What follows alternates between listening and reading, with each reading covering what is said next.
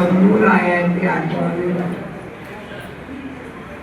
शंभूरायाचा आठवा पता शंभूरायाचा आठवा साखी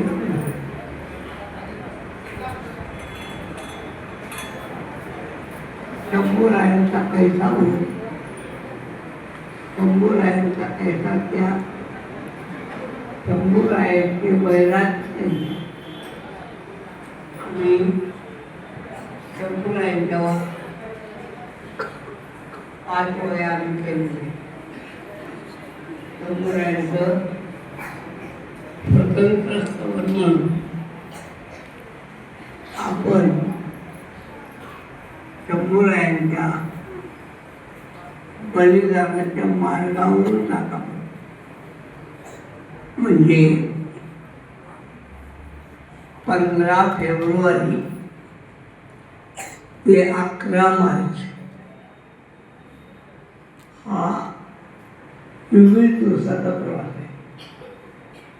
आणि या 24 दिवसामध्ये शंभूरायांनी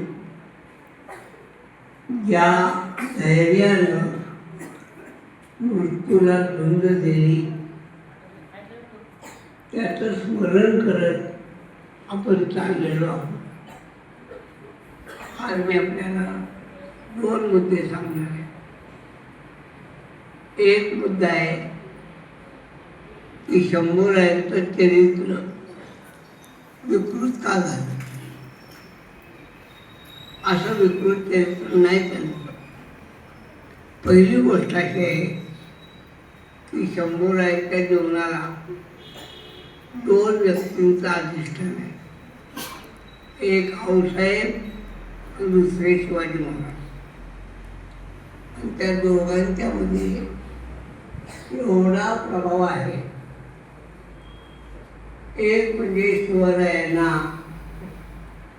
कोणताही चुकीचं वागणं कधीही सहन झालं नाही. त्यांच्या जीवनातल्या घटना आपण पहा. त्यांनी कोणालाही माफ केलं नाही. अशा कडव्या शिस्तीच्या महापुरुषाच्या मार्गदर्शनाखाली शंभूराजे वाढले. दुसरा भाग आऊसाहेबांच्या मायेमध्ये वाढले.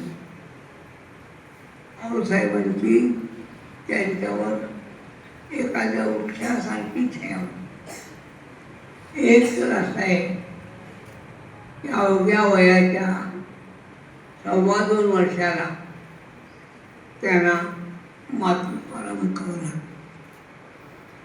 ते आईविना पोरके झाले. पण आऊसाहेबांनी त्यांच्यावर अशी काय माया रचून टाकली की त्यांना आपल्या आईची आठवण होऊन दिली नाही. एवढं प्रेम आऊसाहेबांनी केलं. एक प्रसंग सांगतो.